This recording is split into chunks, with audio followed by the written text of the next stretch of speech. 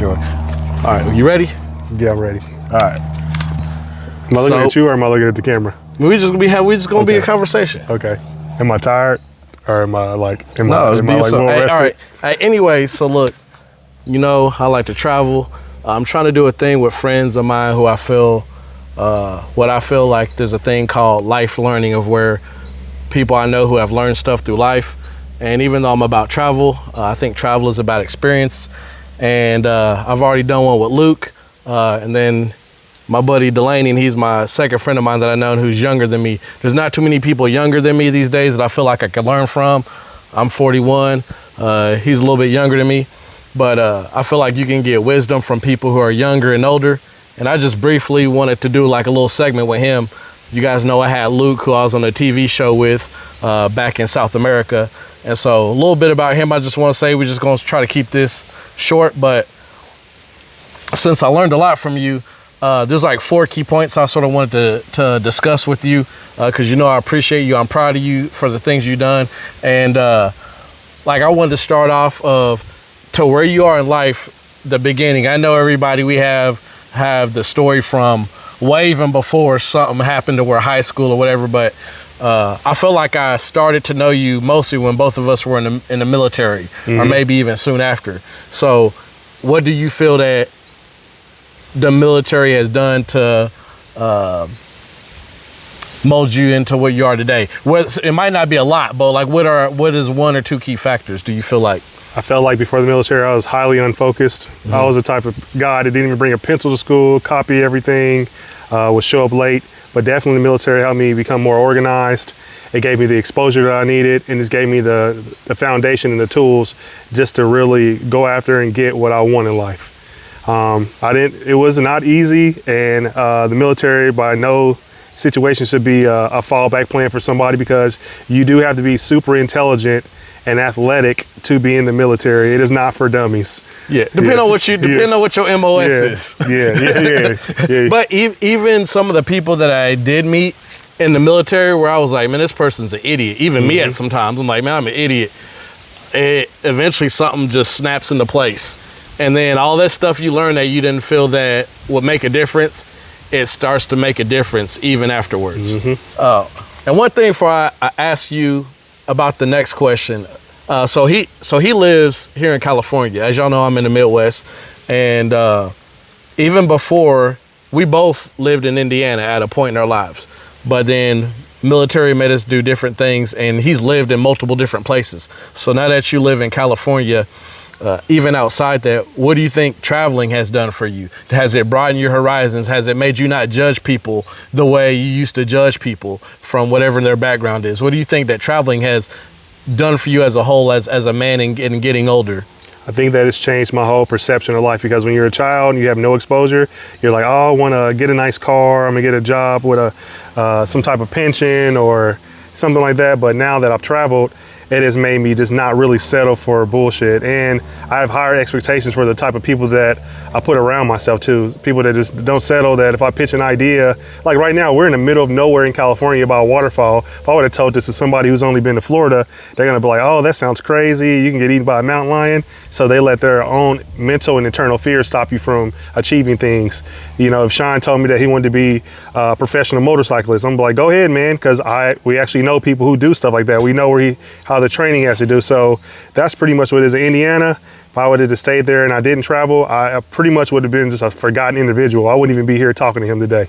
So thank you for this opportunity, first off. Yeah, and I know you probably agree with this, is that we have friends who see stuff on the news and they talk bad about other places or other countries, but yet they've never actually been to that spot, only because of what they see from their comfort on their TV. Do you feel like you might have had some? I know I have. I was guilty about judging people in the Middle East before I got there, and it changed my perception a little bit because I was actually there. I don't know if you had anything similar like that. Yep. They actually, my first time going to the Middle East, I actually went to sometimes you can get these little excursions where you can pay money if you're there for a long time.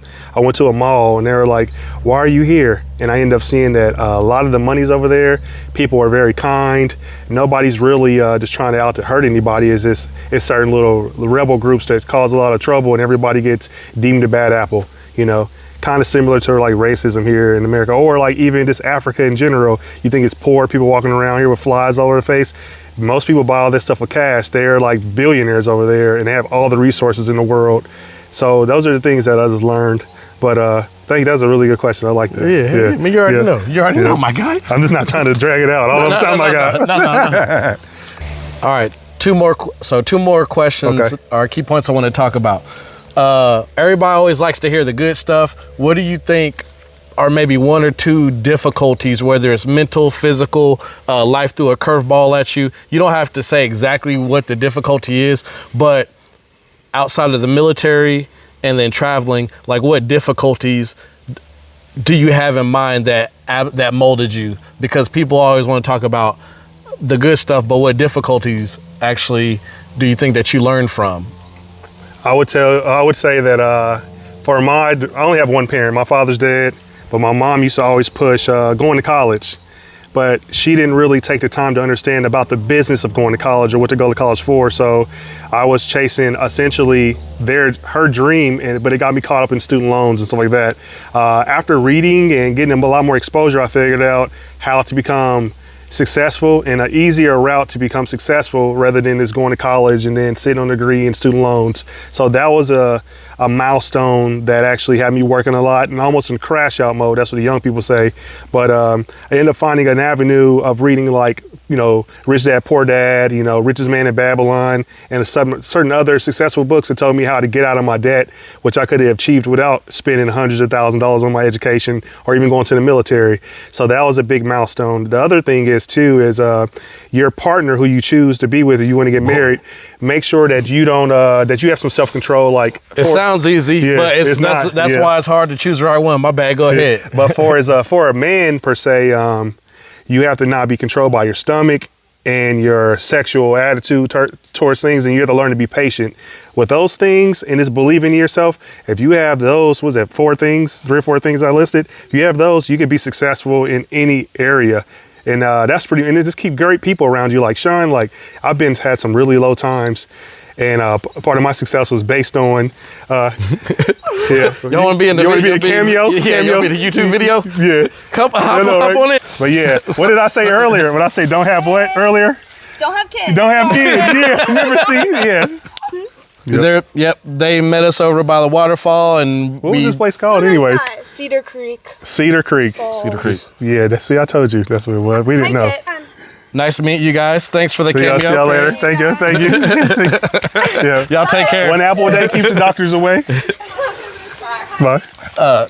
And so, like he was talking about, choose the right partner.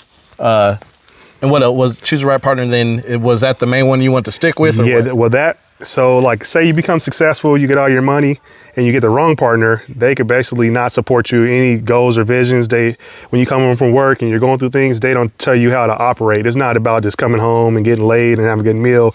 It's about how she's going to, or how they are going to mold you to where you can get up and go fight the good fight again. So that's very important.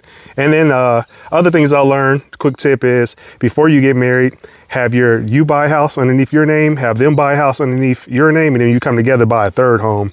That way you can have generational wealth and everything. And then if it doesn't work out, you can go back to your house, because anything you obtain before you get married stays yours. Like that's little shit. So I'm all over the place right now. No, but once again, you see why there's not too many people I feel younger than me that I actually know that I can gain knowledge from.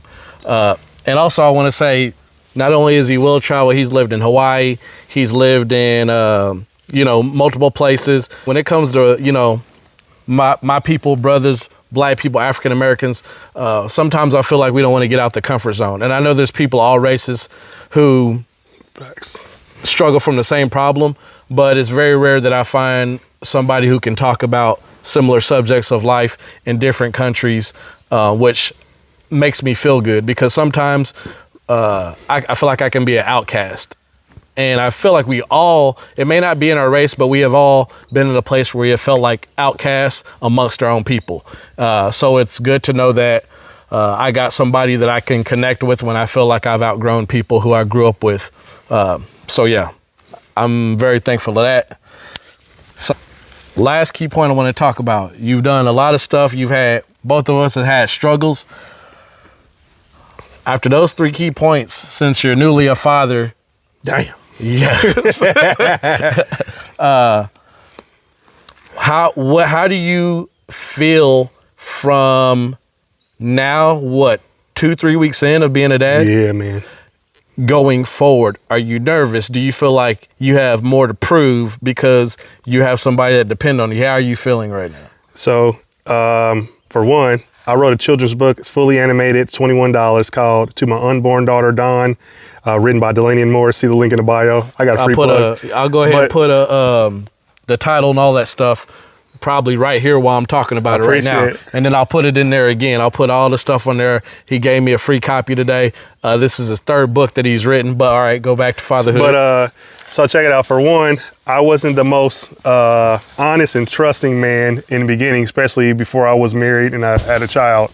So my biggest fear was like, damn, man, God's going to punish me and give me a kid that's not fully formed, or something bad's going to happen, or I'm going to have hell on my daughter. So I did a lot of soul cleansing this year because I'm about to have a kid, and she's gorgeous. She came out perfectly fine. But the most important thing is, the biggest flex is, I want to make sure that when she's an adult, she wants to come back and talk to her parents. She wants to have an active, ongoing relationship with us. The other thing is, I don't want her feeling like she's got to take off her clothes or live with some bum or some shit or some woman because she needs some type of attention. I want her to make sure she can communicate with us, tell her problems if she got beat up, if she's pregnant, or if she's got a boyfriend, girlfriend, or if she wants to identify as a giraffe or whatever. I just want to be there and allow her just to be focused to where and feel safe. So if she feels safe, she can obtain the information she's learning in school. She could, take on challenges that most kids won't take on. And right now I'm trying to decide if I'm going to have her become a race car driver, or a professional snowboarder, or a professional surfer. So that's something I would like to do. And I just hope she just likes to do some of the activities that we do. She may hate all that shit, but I just want to just let her try it out, give her opportunities, and put her around people like Sean. So he can be like, hey man, I was in the Marine. I was in the Marines. I ain't gonna call it Marine. Yeah. He was in the Marines. He's been all over the world, and he can tell you like, hey, avoid this type of guy. Avoid this type of woman. Avoid this working in these places like this. Think bigger than that. You might want the iPhone, but think about, you can have 2 Androids and you get twice as much work done, even though Androids suck, But yeah, just shit like that. That's all I got.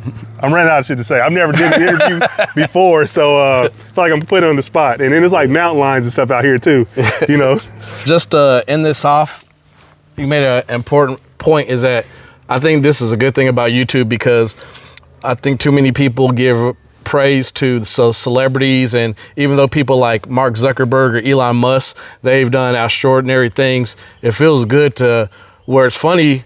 You may think he's an everyday person, but when you look really into his life, I feel that I don't want to say we've had a curse put on us, but sometimes I do wake up every day and I look at the vehicles that I have, and I think I'm in a dream sometimes, because I feel like I'm not supposed to have multiple vehicles, or I can't believe I'm in Rio de Janeiro. I can't believe I'm in Patagonia. So when you hear a person that you can literally see every day, and they're not off on some private island or living in $1 million mansion, I feel like I can learn more from somebody who's literally around me, who I know better than somebody who's living in $1 million mansion. So with that said, man, I appreciate you, my brother. Thank you so much. Love you, man. I appreciate you welcoming me in your house, meeting your family. Oh, no. Oh, any day, man. I thank you for everything you've done, and doing this little short interview just to help and spread knowledge on my YouTube channel. Hold on. One more question. What's up?